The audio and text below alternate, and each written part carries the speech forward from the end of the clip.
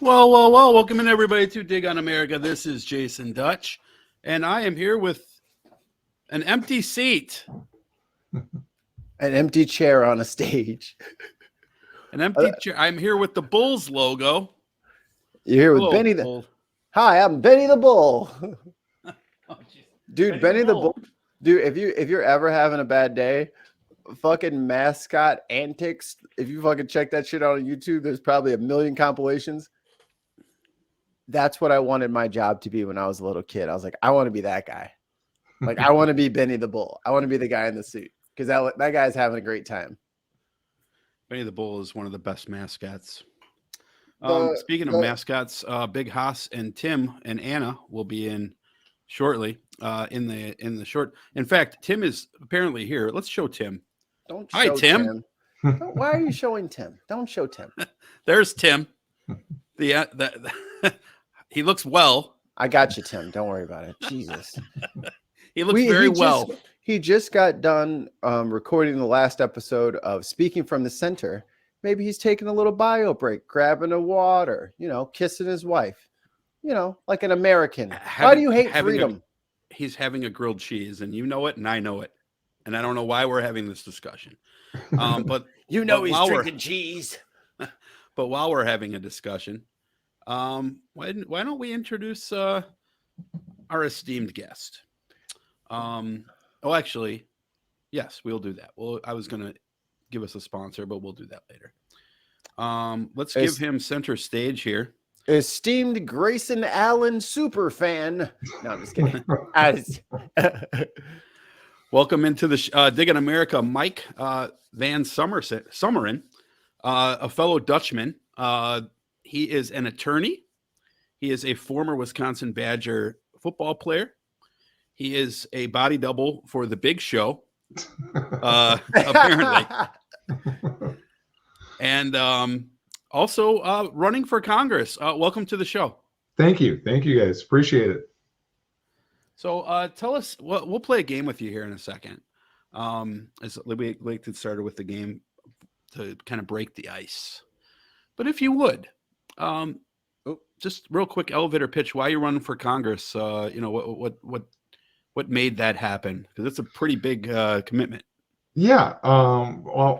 So my background very quickly, I come from a blue collar family. I'm a husband, a father, and a business attorney, practicing business law for about 10 years. But, I grew up in a blue collar family. My dad is a truck driver, teamster in the Twin Cities area. My mom's a secretary. And, my first 5 years, I lived in a trailer court while they saved up the money to build the house that they live in today. Little nice house on 5 acres of land in rural, semi-rural Wisconsin, up by the Twin Cities.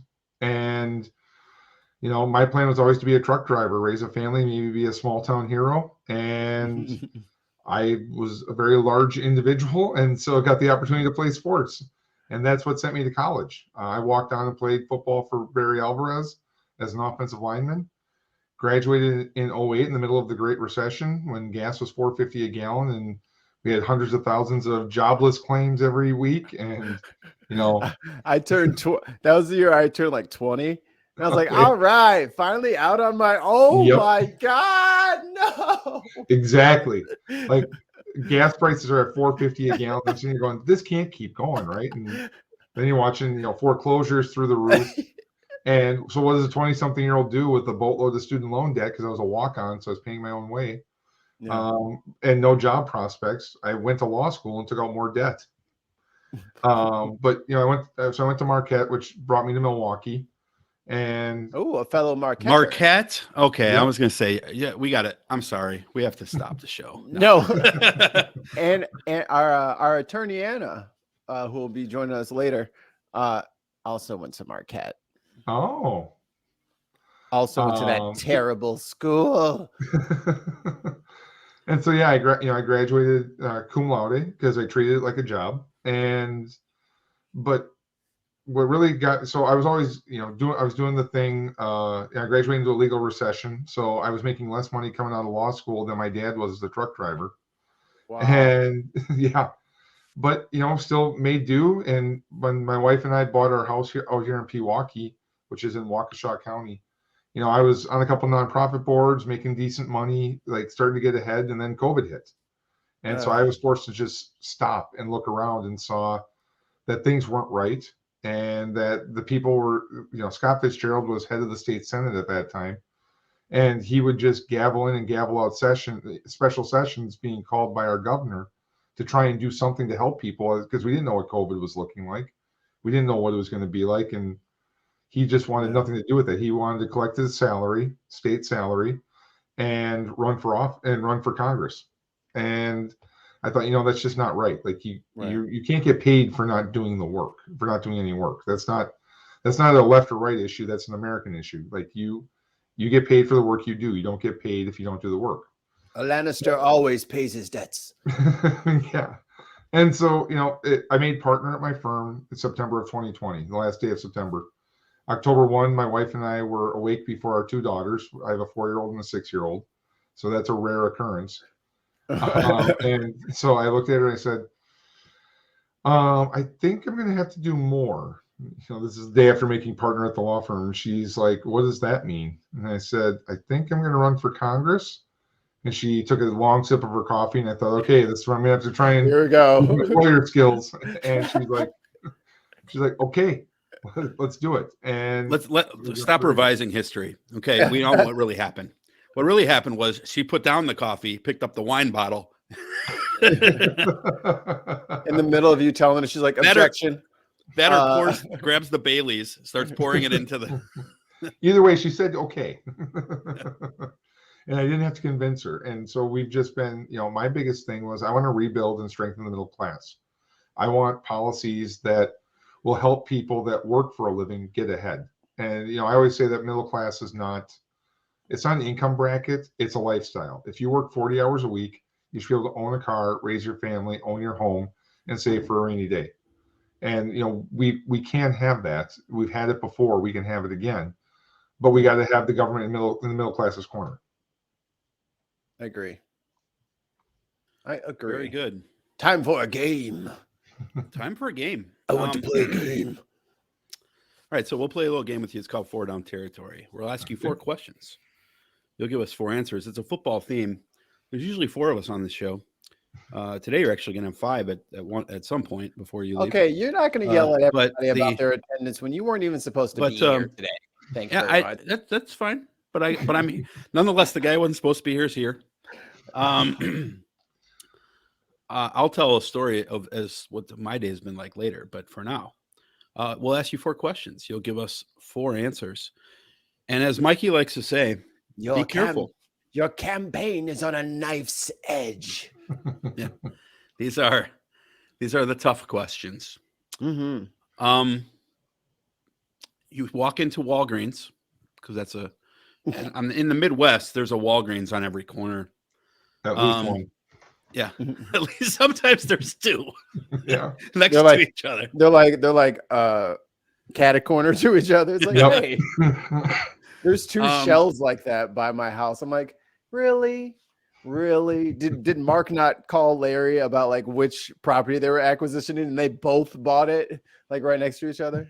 Both they're building it at the same time, and they're like, uh-oh. Well, mine's going up first, man. Mine's going up first. So you walk into Walgreens. You're thinking to yourself, self. Hey, self. I feel like having some ice cream. So you walk up to the ice cream window. You see all the Ben & Jerry's ice cream there. Because, Ben & Jerry's supports the deep state. What would be your Ben & Jerry's deep state flavor that Mike Van Someren likes to grab? Oh, I don't know the names, but I would say it's going to be a salted caramel of some kind. Okay. I see that. Is the salted caramel something that you go with across spectrum of foods, or is it just for the sweet, or like just for ice creams? Like would you do the salted caramel coffees and stuff like that? No, I'm a black coffee drinker. It's just the ice creams. Okay, nice. All right, Mikey. So more importantly, unlike Dutch's bad question, because his question is a bad no. what is the Wisconsin food of Wisconsin foods? It's got to be cheese curds. So, like, some listeners may be international. Break down the cheese curd. What makes a good one? That kind of deal for me. So, well, there's two types. There's the fresh cheese curd. So it's, I don't know how to describe it, but it's basically a chunk of cheese. But if they're fresh, they squeak because in their room temperature. They do and squeak. They are delicious. The other way to have them is deep fried, which is the way that I prefer, unfortunately, for my waistline. But they're And so then good. beer battered cheese curds are probably the most Wisconsin of Wisconsin foods. And That they is- are just a little nugget of cheese in beer batter and then deep fried, and they are delicious. Mm. They are Culver's, a very tasty cheese curd. Oh yeah. I knew Culver's was an infiltration from the north. Those Yes. wildlings north of the wall snuck past Gurney and started putting up cheese curd shops all over the place. Yep. Yes, Culver's is a With the highly pickle on the top. underrated Midwest culinary treat. Yep. Started right do you in guys Sauk City. do you guys have Oh, wow. Portillo's in Wisconsin? I know we have one in not far from my house. It's very good. Yeah. Okay. I'm a fan. I We're wasn't launching sure if they our had assault gotten on up the there. wildlings. Yeah, that's our counter strike to Yeah. Culver's. Yeah, is the Portillo's. Yeah, Wisconsin, you're great and all, but don't be giving us cheese curds and shit. Like, calm down, man. We already got Italian beefs and Chicago style dogs and deep dish. We don't need no cheese curds to wash it down. Please, thank you. Well, Milwaukee is Chicago's biggest suburb. So That's what I've heard. All I right. take umbrage with it, but I'll let it slide this time. what's up, Ali man? And Yeah, and hey, Dishonest JD. Ape. Hello. Jonathan. Okay.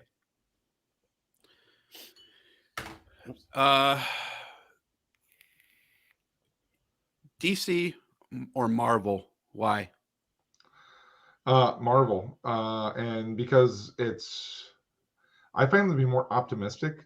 The DC universe, all the movies I've seen have just been much more dark, and I think I like the Marvel universe and the whole, multiple story arcs, or I should say one cohesive story with multiple arcs within it. Yeah.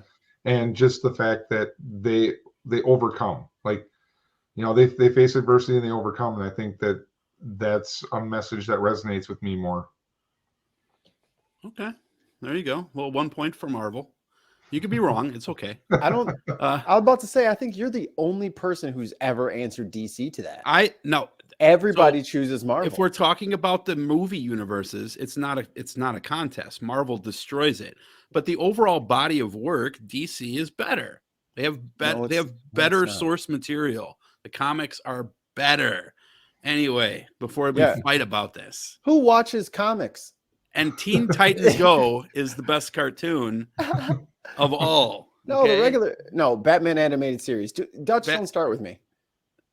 Don't start. Batman animated series is pretty good. It's the best. I even watched that. I haven't watched it in a while, but yeah, that's good stuff. When I'm up in the middle of the night and I'm like doing editing stuff, or I'm like building a layout, I will put on one of my screens. Waffles. Like, as soon as I hear that music, I'm 7 years old all over again. Fucking sitting there with the cereal, like, Jesus Christ, the Joker's back. Not again. Yes, and two comments in the chat. Constance, yes, you're right. Waffles, and Dishonest Ape. I just watched that like a year ago. The Watchmen motion comic. It is very good. So, all right, Mikey, you have the last question, sir. Oh, here it is. If you could take any Marvel superpower, what would you take? Oh, that's a tough one. Yeah. This is the one the voters need to hear about. Can they trust him? Oh, I would probably. You guys are gonna try and stump me. I would say. I think I would take Captain America's. The super soldier serum. His strength and his ability to, process things quickly and stamina, like that would just be, I think that's something that would, yeah, that's probably what I'd go with. Just the fact that he can basically just run forever. That You way, would be Trump the wouldn't be able to say he doesn't have the stamina. Mike Van Someren, he has no stamina. His No stamina- stamina. His stamina is very small. Very Not like small. Mine is mine. very big. I have a lot very of- big stamina. Everyone tells me it's the best stamina ever, sir. It's the most bigliest stamina. Bigly. We won right. it bigly. Um, Everything's bigly. So tell us about your race. real quick. You know, Can you imagine if he had that superpower and he was still on the O line? That'd be wonderful. Oh my! Yeah. He just put the quarterback on his back, going in. Quarterback sneak time. He'd be almost as good as the Water Boy. Yeah, exactly. Almost. Which is aged pretty well. As far as a lot of movies from that time period, they're kind of like, we got away with some shit back in the day. But Waterboy, pretty okay. Actually, I'm going to ask you one more real quick question. Sure. Waterboy, Necessary Roughness, Longest Yard, The Replacement, or The Longest Mile, the newer one with Adam Sandler. Which of those 4 football movies is your favorite? It's got to be The Waterboy. Waterboy is one of my favorite football movies. Adam Sandler is just great in that. It still makes me laugh. Yeah, it is. There's a lot of little things, like the mom's just like carving up. She's like processing like alligator meat while she's talking, or she's like carving a possum, or they ate a boa constrictor for dinner with fucking Henry Van Winkle or whatever. Yeah, what part is it? Snakes don't really have parts, but I would say that's the knee. That's one of my favorite lines. When we used to have a soundboard, one of our soundboards was just the devil. Yes. Everything because Vicky Valancourt.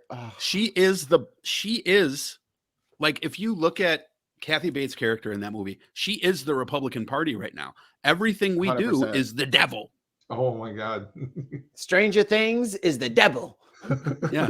Joe Biden, Dark Brandon, the devil. Kamala, the devil. She's a devil with feminine features. But anyway, so tell us who you're running against and why you would be a better choice for United States Congress, sir. Sure. So I'm running against Scott Fitzgerald. He has been in government since about mid-90s, 1995. Started off in the state Senate and was the architect behind Act 10 here in Wisconsin, which is the law that tried to bust the teachers' unions. Took away a lot of their collective bargaining rights, and also was one of the architects to make Wisconsin a right-to-work state to try and break other unions. So definitely not an ally of workers by any means. And he's simply just not doing the job. There was actually an article in the Journal Sentinel, the Milwaukee paper here, where they talked about the fact that in 2 years, he has held 11 public meetings. This is according to him. He's held 11 public meetings and 2 telephone town halls in 2 years. His predecessor, I don't know how he found the time because Congress is always busy, so there's never breaks. All those big long mandatory breaks. Yeah. I mean, so he's not in the district. People don't know. I always make the comment that you can't get a meeting with him because you don't know where he is. And then somebody said, well, I was able to get a meeting with him at 3:00 on a Tuesday. I just had to call and make an appointment. And I said, that's great, but I don't want to spend a Tuesday afternoon with my congressman. I shouldn't have to take off work to go talk to my congressman. Like, they should be able to work on, they should be more accessible than that. Right. And he's basically a proxy vote for the national party. Whatever the national party wants, he votes for.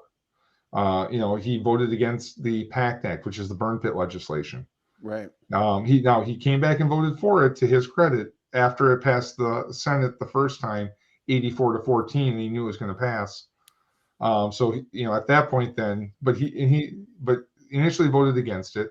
Voted against automatically enrolling veterans in the healthcare benefits that they're entitled to, not giving them new benefits, just cutting out the paperwork side of it for them. Which is Voted against that because it would be, quote, too expensive. $3 billion over 10 years. nothing. So non-responsive. He voted against the infrastructure bill. He voted against the Inflation Reduction Act, voted against the CHIPS Act. Like, he votes against middle class favorable bills for the middle class on a consistent basis. And he's happy playing the games. The old partisan games of, well, the Democrats proposed it, therefore I will vote against it. He's fine playing that game. And I just think we're done with that. We need to be, if we're not. We've got too many things to fix, too many things to get done. And I don't care where ideas come from, left, right, or center. If they're good ideas, let's get them implemented. If they're bad ideas, let's discard them and move on. I always tell people I would have considered myself a Republican back in the early 2000s. I voted for George W. Bush. I voted for John McCain. And then I saw Barack Obama, the work he was doing, when he was working against, and I thought he was doing a great job, especially considering the circumstances. And so I voted for him, and I've been voting Democrat ever since. I sometimes split the ticket because I believe in voting for people, not party. And the reason I'm a Democrat is because the Democratic Party's ideals line up most closely with mine. So, again, I also want to be here, accessible to people. I want, be transparent, because I think that as a public servant, which is what the job is supposed to be, it should be, you should take on a little more responsibility of being present, being accessible, and being able to letting people know that they can trust you. And the only way you can do that is by doing things right. I've already said I'm not going to own any single individual stocks if I'm in office, because I think that the insider trading problem is a real problem. So it'll be mutual funds and index funds, things like that you can't really be influenced on. So basically somebody that'll walk the walk and not just come back, 2 months before the election and say, hey, you owe me my job again. No, I plan to work for the job repeatedly.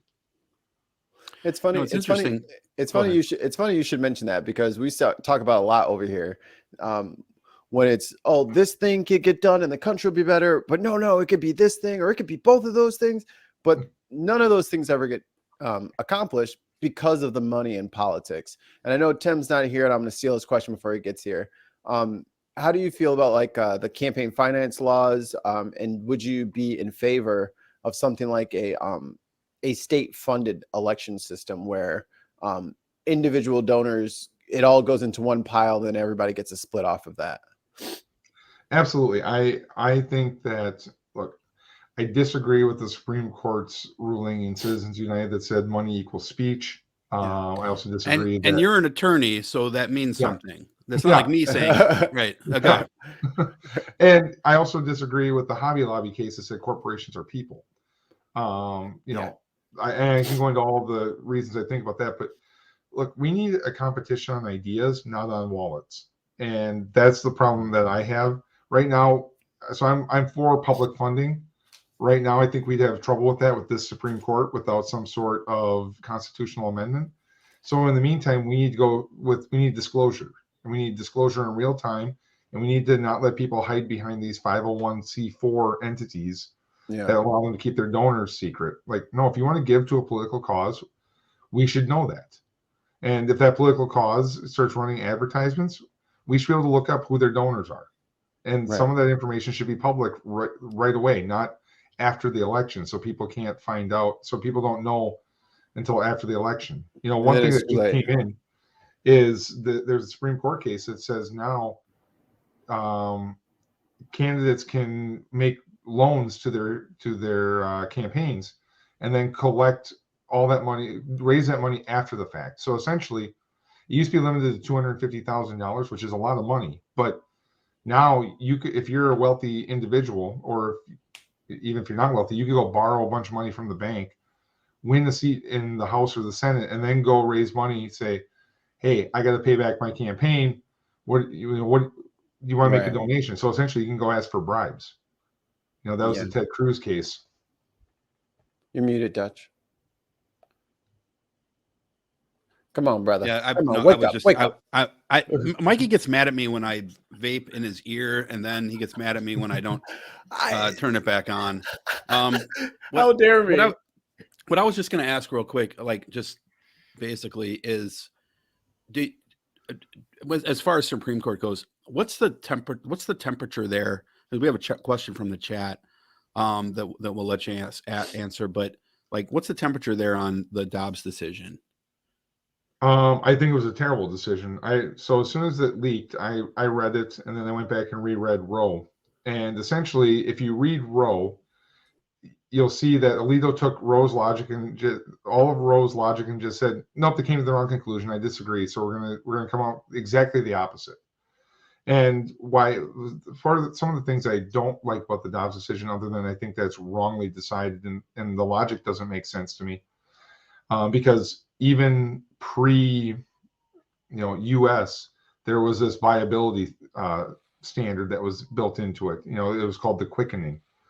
But the thing that really gets me with Dobbs is the Supreme Court has canons of interpretation, or canons of decisions and how they're supposed to decide cases.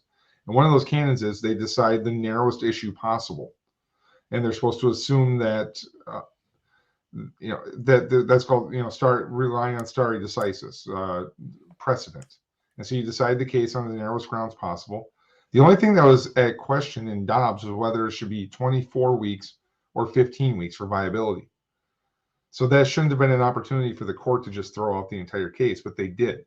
And it was the first opportunity. And this was after 5 of them all said that that Roe and Casey were some sort of super precedent, which I had not heard of even going through law school, but I understood what they meant. But they took the first opportunity to completely get rid of that precedent on the first case. So, there's a lot of things wrong with the decision.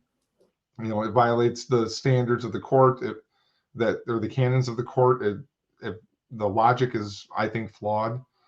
And then not even talking about the practical implications and how the fact that it's creating a system in this country that's, quite frankly, going to be unworkable. I appreciate that. One of our other hosts, Attorney Anna, is, as you can tell by the name, an attorney. She'll be joining us in a minute.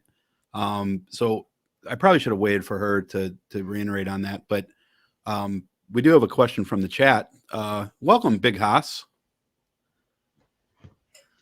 That's the question from the chat? No. No, the question from the chat. How do you feel about bail reform?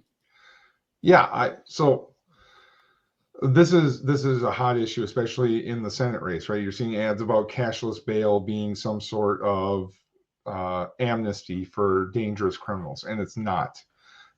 Look, everybody's innocent until proven guilty in our country. However, if you get arrested and you have a high bail, or you have what some people might consider a reasonable bail, $5,000, $1,000.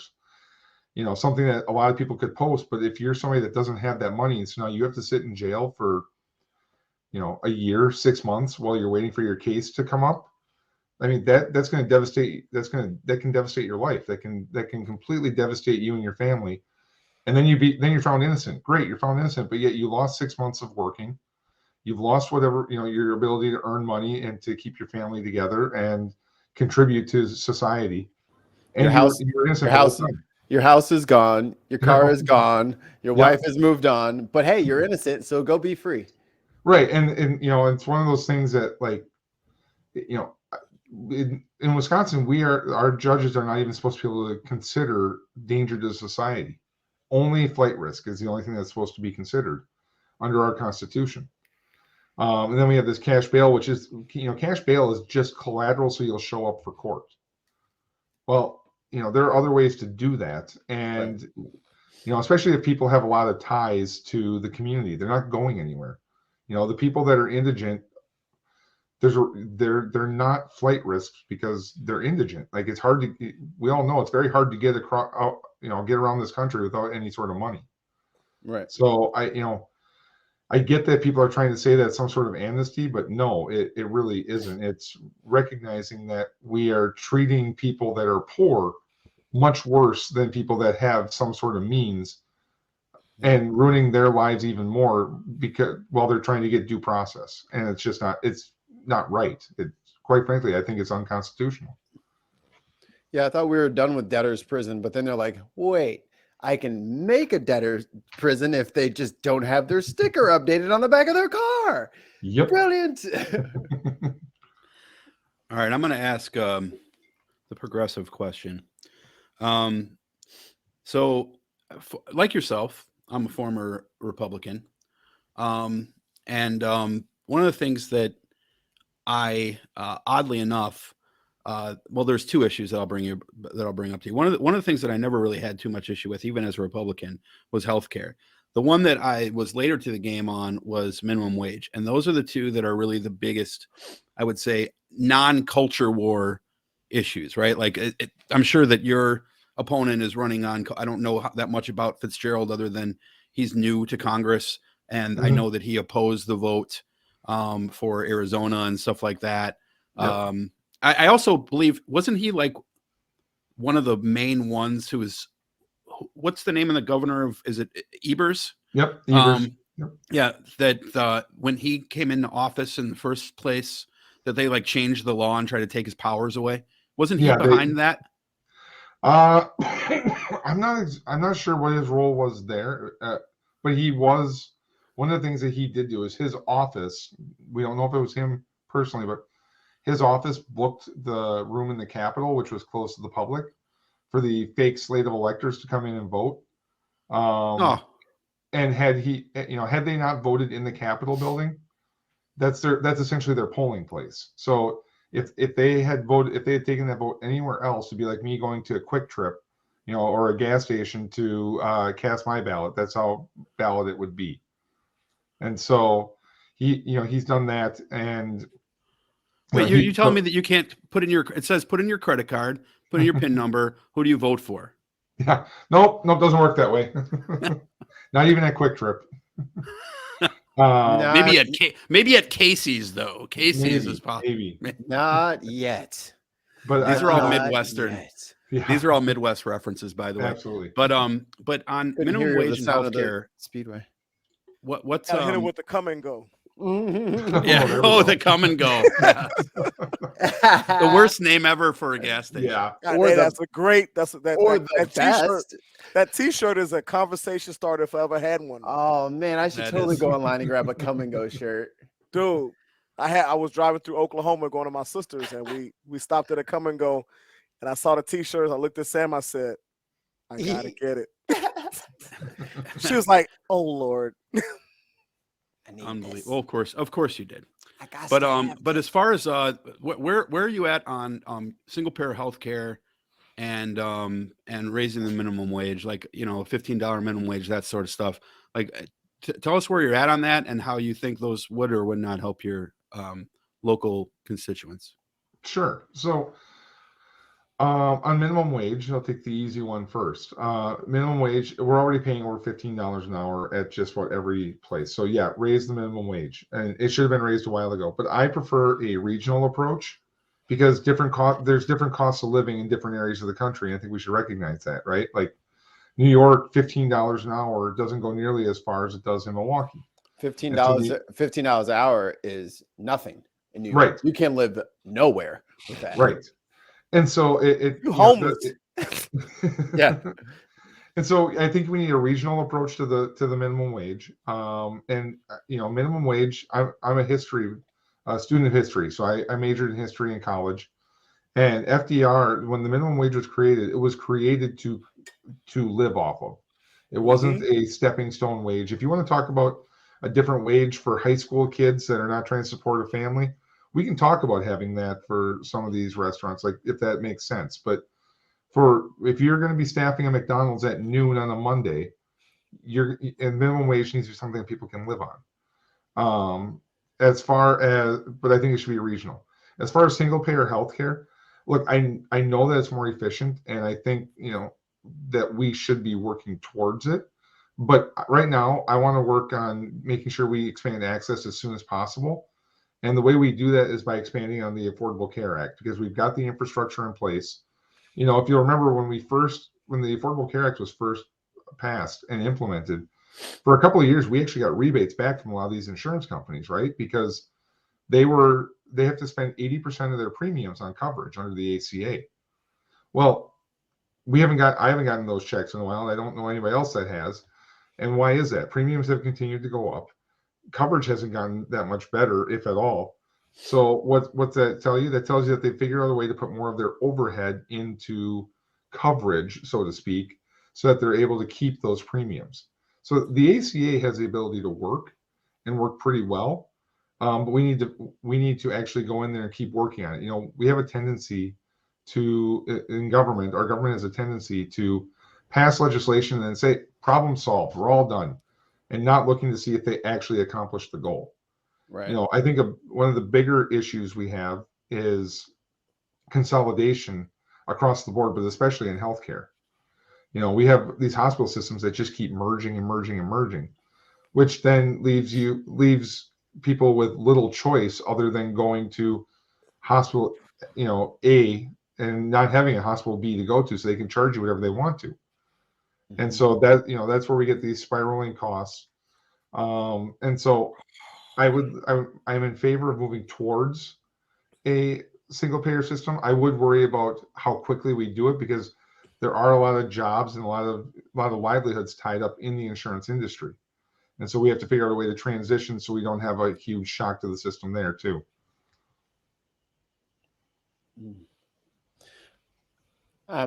I just know that now that I will be joining my wife's insurance, open enrollment startup, so I'll be joining hers. $550 a month. Wow. Yeah, my firm, the insurance, I'm on my wife's insurance now, but previously my deductible was $7,500, and then a max out of pocket of like $13,000 for the family. That's a ton of money. That's just dumb. Do you even have insurance if you got to do all of that? Right. You know what I'm saying? It's not insurance. That basically is like a cost cap, right? Like all they're doing is saying that, oh, well, you won't completely go bankrupt most of the time. Yeah. Well, companies should want the ACA or a better system than what we have now, because they spend so much time negotiating their insurance packages every year, and the benefits for their employees. And it's really hard to keep employees when you're like, well, your healthcare is going up 10%. So, right. We can't pay you anymore because we're covering that.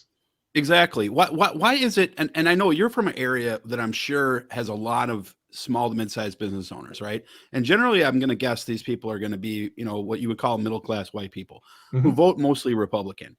They seem to be so against, like your local plumber, HVAC guy, hot dog stand owner. They seem to be so against everything Democrat, just because it is just because of where it came from. But that's the thing. I'm sorry. That's That's Go where ahead. we are today as in the political atmosphere.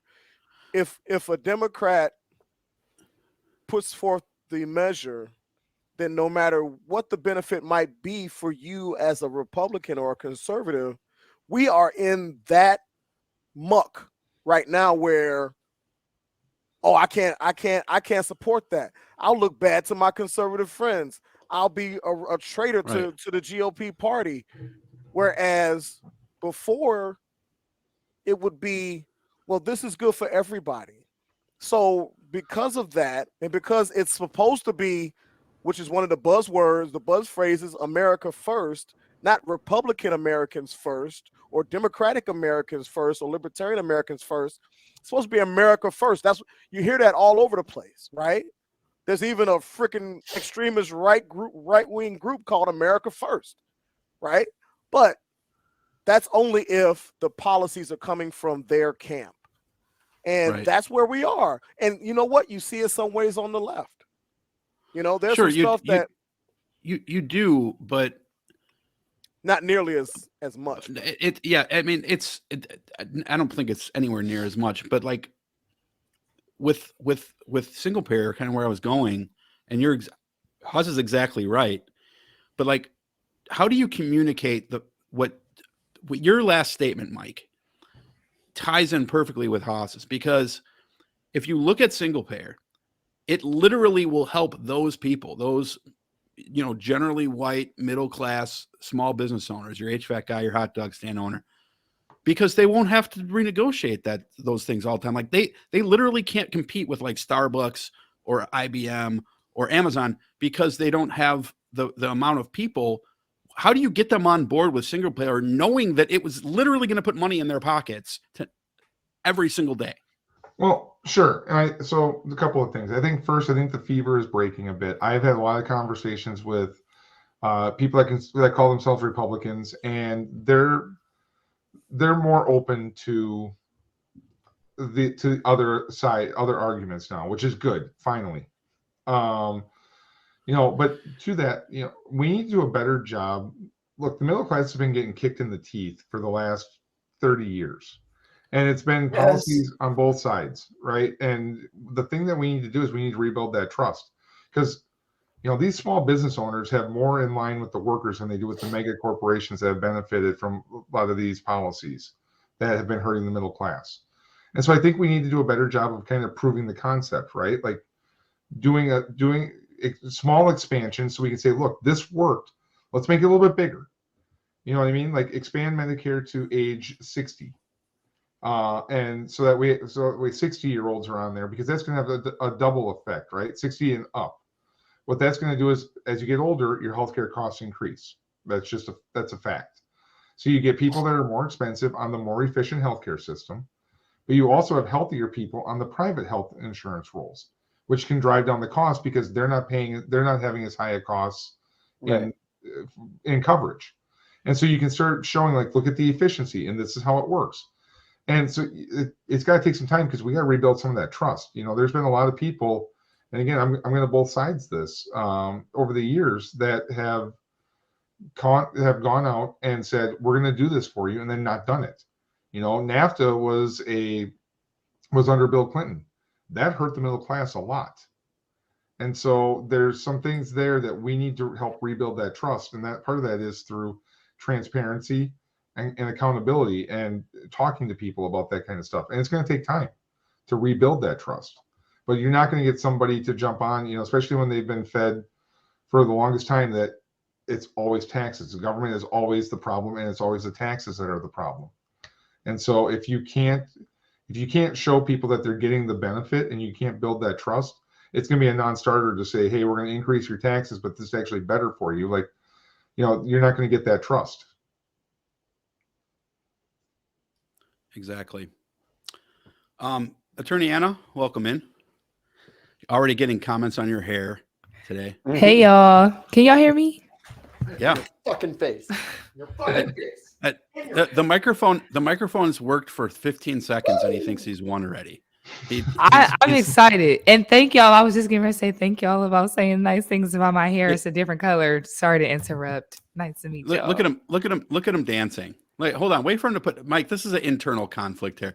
So she's used the microphone for 2 sentences, and you're already celebrating. I would hold the celebration just a second before you look at him wishing evil on you. I'm not Anna, wishing anything. I'm hoping that this is the end of the problem. I just don't believe it. Hate.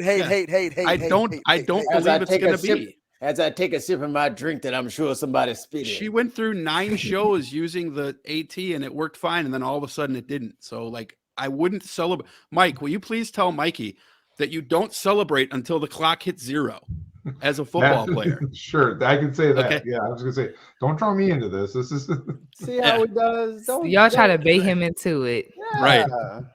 So don't agree with him just because he's white. Yeah.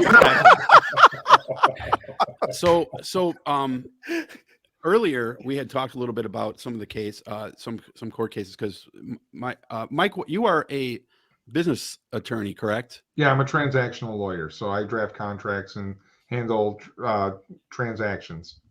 Very nice. Okay. And Anna, you're in the same somewhat ballpark, right? Like adjacent business law. Well, I'm a corporate defense attorney, but I do employment law, so it's it's a lot different. Yep. But Yeah. it is we Nothing do like work with that. companies. You're lawyers who help businesses. To me, that's the same thing. I don't understand the difference. Basically, But very basically. different areas of law. But I want to see though, like real quick, since we have two attorneys on the show, and Mike, I'm sure Anna's going to start her own show here soon, so you might be a great person to talk to for that. But the Dobbs decision, like I want to see if you guys kind of agree on that, because I know that's obviously a big thing. Mike had kind of talked before about like his interpretation of it. Mike, could you like paraphrase like what you had said about that? And I just want to see if Anna concurs or can add anything to your statement. Sure. So Give us the Marquette version. Yeah.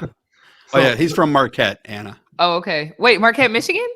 No, Marquette University. Oh, okay. In Milwaukee. Oh, very cool. Very cool. Yeah. Oh, they're not the same schools. Damn No, it. We thought no. you guys were friends. Well, Marquette is a city in Michigan. I mean, they have a university, but also a city, but not the Marquette, which is the Division I Oh. school, right, Mike? Yep. Right. Okay. Yeah. Yeah. Yeah. So- I know. It was in the Big East, right? Before they realigned. Yeah, I think. Yeah, I'm Conference a Badger USA fan, for but a I while. follow the are they the Golden Eagles now as much? I should know this. Yeah.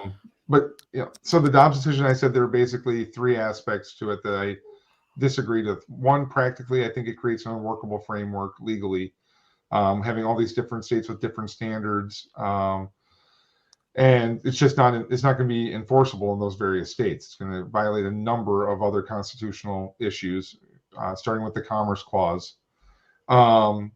Two, it violated the canons of interpretation. Because they threw out the entire case rather than deciding the issue presented. And then three, I thought Alito's logic was just completely garbage. And he basically went through and said, I just disagree with the way that they read with their research. I did the same research, and yes, it's all true, but they're wrong. And that was it. Like he just basically substituted his judgment for theirs. So those were my three issues with it, three main issues. Yeah, I 100% agree with that. And it's funny because have been talking about this particular case for a long time and on different shows and in different platforms. And I completely agree. I think that the impact of this is difficult because now that we have this as precedent, it can also be used to overturn other things. Because if we're going to, like you just mentioned, Alito basically throwing out precedent because he disagreed with it, even though it was, long-standing case law is just kind of difficult. And also the Commerce Clause is a great point. I don't feel like I really see many people talking about it, probably because lay people don't exactly know what the Commerce Clause is, but it just talks about doing business between the states. And so what that looks like in the business here is being an abortion or healthcare provider. And what happens if you get it in another state that you can get it in another state, but not your home state? What is the impact of that? And what do the states have to do between each other to be able to enforce laws if it's illegal in one state and not another? So I think that's a really great point. But just in general, like it's just difficult because the Supreme Court has never taken away rights before. Mm-hmm. And it's really interesting because a lot of the people who confirmed them describe themselves as judicial textualists, but to me this was a very strong judicial activism. So it really was just hypocritical in a lot of ways, including the fact that the Supreme Court justices said during their during their confirmations that they would specifically not do this, but on top of everything else you said, Mike, I think you hit it nail right on the head. Well, and to your point, the fact that they did it with the first case that came up that didn't do anything but just question the viability standard, the 22 to 24 weeks to 15 weeks, and they threw out the entire case, that's really a problem. Because especially when they're saying that they're, like you said, that, you know, they were asked about these cases specifically in their confirmation hearings, and they said that it was precedent, and then they completely, you can't overrule precedent. That's not unheard of. Like, that's a thing. But you typically have stronger cases than the Dobbs case to do it on if you were going to do it. It wasn't about the strength of the case, though. No. They blatantly lied in their confirmation hearings, and then as soon as they got any big toe or little toe in the door to do it, because that's what they were put there for.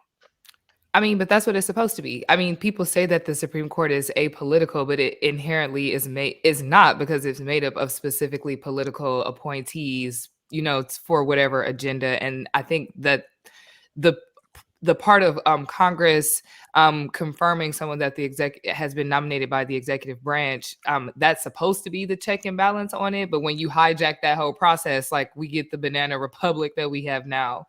And I think another thing is interesting is that we're seeming to relitigate cases that have already been kind of settled law for a while, like right now. And I don't mean to get off topic, but right now I know affirmative action is up before the court, and it's just like, we've had Grutz, we've had not Grutz, what's the name of it? I think it's Gantz, and we had Grutter in those cases, University of Michigan undergrad, University of Michigan med school. We've talked about these cases, these things have been decided, but now that a new court with a different political leaning is takes up the majority of the bench, a lot of things are going to come up. I don't think abortion is the first and last issue that is going to be, while we have these folks in, what can we get done? And I think that's the danger. What's funny about the affirmative action case is that there's so many points that need to be considered when thinking of that affirmative action, especially in schools. But the singular issue that they want to remove is the race issue. I find that very telling because you could talk about socioeconomics and how that affects and impacts your diversity. But they want to specifically take out the race element as if that is problematic, when it's statistically proven that white women have benefited the most from affirmative action policies. So that just it just, once again, we're trying to make our personal biases law. But there is no structural racism, there is no systemic racism. But once again, here we are trying to make sure that we take the tenant that considers being marginalized or being kind of suppressed from opportunity because of your race or ethnicity. We don't want that in there. Everything else can stay, but we definitely want that out. That speaks to a person's mindset in my eyes. Of course. Absolutely. We had one quick comment from the chat here. Lauren had asked, will the Barnes campaign help or hurt down ballot candidates? What's your thoughts on that? Look, I think Mandela is running a good campaign. I don't see it hurting. I don't see how it could do anything but help. But I'm running in a very gerrymandered district. This is an uphill slog, no matter who the Senate candidate is. I don't think it certainly won't hurt. I don't know how much it can help because it's so gerrymandered. And the ads against that they're taking out right now are just, I find them to be lazy and frustrating. They're using like bail reform and things like that. The cashless bail that we talked about as a weapon. But I think Mandela's doing things the right way. He's out there talking to people, being present. Unlike both of our opponents, Ron Johnson is finally back in the state, and Scott Fitzgerald is not, but he doesn't think he has to be. And I think that there's gonna be a lot of people that get surprised So yeah, I I'm also, this is my first campaign, so for me to figure out to say what's good or bad, I think having strong candidates up and down the ballot can't help but help everybody, and he's definitely a strong candidate. Cool. I know we asked for you for 45. We're at 55. So you are certainly invited to stay for the rest of the show if you would like. I don't know if you have the time or not. I have an early morning tomorrow with the Teamsters, so I'm gonna have to bow Oh, out. Jesus. Okay. Yeah, as a former Teamster, I can assure Hey, you that that's not something you want to be late Make sure you're bright and early for the meeting, all right? It's at 4:30 in the Not morning. this accent. It'd be really too bad if I had to get It'd old be- Marky over here to Right. tune you up for being late. Hey, right. You're going, you look like you're bored. You're bored at our meeting? How do you expect us to vote for you? How does Do he you- expect us to vote for him? Do you think, real quick, do you think Teamsters, as a I'm former weak. Teamster, I never really got the impression that the Teamsters were actually like what you would call dependable Democratic votes. Would you say that's the case there? I mean, because I always found it to be like just a bunch of old white dudes. At least the place that I worked at, I was 705 out of Don't let Chicago. Nuts get you in trouble, Mike. No, Don't hey, let Nuts- they have to speak for their own people because I was Teamster 705, Chicago, Illinois. You know, I worked there. You know, during the first Hoffa vote, back in Hey, we helped what was it, bury that guy. I mean, 99. nothing. But Nothing. but to me it was, you know, there was a lot of ornery old white dudes there who were like, you know, I don't believe those guys ever voted Democrat. I mean, is it do you find that organization to be you know, staunchly in support of the local Democratic Party, or do you think that it's just more of a suggestion? I'm just curious of what your thought is. I can tell you all the folks that I've talked to there are staunchly Democrat. You know, they try to find whoever's going to support labor. You know, they send out questionnaires to both sides of the aisle to anybody that's running, and from what I've been told, the only people that return them are Democrats. Everybody I've talked to there is, you know, to the extent that there are members that are not paying attention to politics or don't want to talk about politics. But the ones that I've talked to that want to talk about politics, they're in the Democrats' corner at least now. I can't speak to earlier, but the ones I've talked to, I would say, are firmly in the Democratic corner. And but we have to make sure we keep fighting for labor. We have to make sure we keep fighting for workers so that they're getting their share. And if not, they'll rightfully start looking to see who is going to fight for them. Right. All right. Give us your outro. How do people support you? How do people find you? What can they do to help out your campaign? Get the word out, get young people to the polls. You know, the young people are going to make a huge difference in this election. So, you know, if you've got niece, nephew, your children, get them out to the polls, especially if they're high school seniors. It can be intimidating to vote for the first time. Yeah. Take them with you. You can find information about me at MikeVanSomeren.com. I'm all over social media on Twitter, MVS for WI. I'm on Facebook, Instagram, TikTok. So, you can't help but find me. And then obviously money's always good, but we're getting towards the end of the campaign. So really it's, driving people out, getting people to vote. That's the big thing to get. We need the votes. That's what we need. And we need people at the polls, and we need people to get their friends out and keep getting the word out. Absolutely.